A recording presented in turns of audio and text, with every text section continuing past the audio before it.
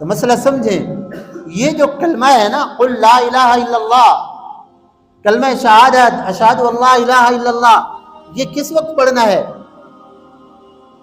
جب آدمی کے اوپر موت کے اثرات دیکھیں کہ بھی شروع ہو رہی ہے، آخری وقت ہے اس کا، اب اس کے سامنے کلمہ پڑھنا چاہیے تاکہ وہ تمہارا کلمہ سن کر جو ہے نا وہ کلمہ پڑھ لے۔ اور آپ صلی اللہ علیہ وسلم نے فرمایا جس کا آخری کلمہ لا الہ الا اللہ ہو سیدھا جنت میں جائے گا۔ امام ابو زرعہ رحمت اللہ علیہ بہت بڑے بزرگ گزرے ہیں، ابو زرعہ رحمت اللہ علیہ، بڑا عجیب واقعہ ان کا۔ ایک واقعہ تو یہ ہے، چلو دو واقعے ان سے متعلق آگے ذہن میں آپ کو بتا دوں۔ ابو زرعہ بڑے محدث تھے، ان کے پاس بڑے بڑے جو ہے نا لوگ پڑھا کرتے تھے۔ ایک شاگرد تھا، وہ ابو زرعہ رحمت اللہ علیہ کے پاس احادیث پڑھا کرتا تھا، تو اس کی نئی نئی شادی ہوئی، وہ استادی کی مجلس میں بیٹھ گیا، رات کے کوئی 10 11 12 ہو گئے، دیر سے گھر آیا، بیوی ناراض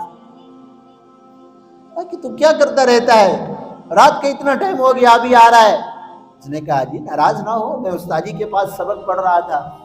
اس نے کہا جانتی ہوں تمہارے استادی کو آتا جاتا کچھ نہیں ہے، تم اس کے پاس پڑھنے دی۔ اللہ کی بندی ناراض تھی، تو وہ طالب علم غصے میں آ گیا۔ اس نے کہا اچھا میرے استاد کے بارے میں ایسی بات کہتی ہے کہ آتا جاتا کچھ نہیں ہے، اگر میرے استاد کو 1,00,000 احادیث یاد نہیں ہے تو تجھے 3 طلاق۔ غصے میں آ گیا۔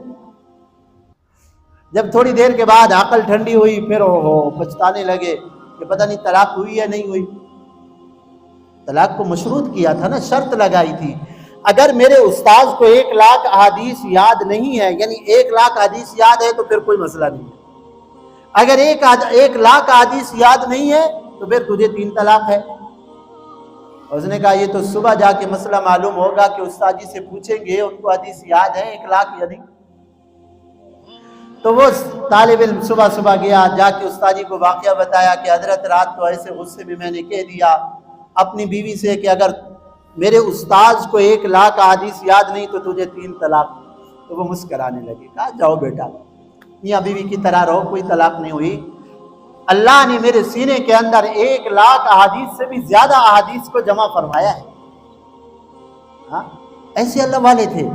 تو یہ امام ابو زرعہ رحمت اللہ علیہ، جب ان کی موت کا وقت آیا نا تو طالب علم اکٹھے ہوئے۔ اب جو ہے نا طالب علموں نے کہا اب استاد جی کو موت کے وقت یہ کلمے کی جو تلقین ہوتی ہے نا، کلمہ شہادت اشہد ان لا الہ، یہ موت کے وقت ہوتی ہے۔ اور ہمارے بھائی کیا کرتے ہیں جب جنازہ اٹھاتے ہیں اس وقت کہتے ہیں کلمہ شہادت۔ بھائی اس وقت کیا فائدہ ہے؟ ایک منٹ ذرا سوچو، یہ سنت طریقہ بھی نہیں ہے۔ میت کو اٹھا کے کلمہ شہادت کا نعرہ لگانا یہ سنت طریقہ نہیں ہے، اور نہ حدیث سے ثابت ہے یہ چیز۔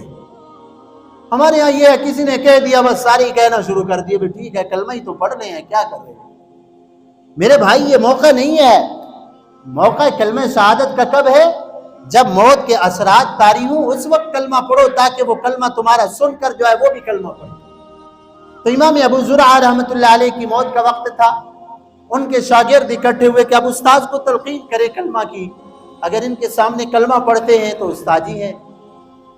تو انہوں نے وہ حدیث جس میں ہے کہ آپ صلی اللہ علیہ وسلم نے فرمایا جس کا آخری کلام لا الہ الا اللہ ہو داخل الجنہ، سیدھا جنت میں داخل ہوگا، انہوں نے اس حدیث کی سند پڑھنا شروع کی، حدثنا عن فلان وعن فلان، کہ ہم سے فلاں نے حدیث بیان کی، ہمارے استاد جی کو فلاں استاد نے حدیث بیان کی۔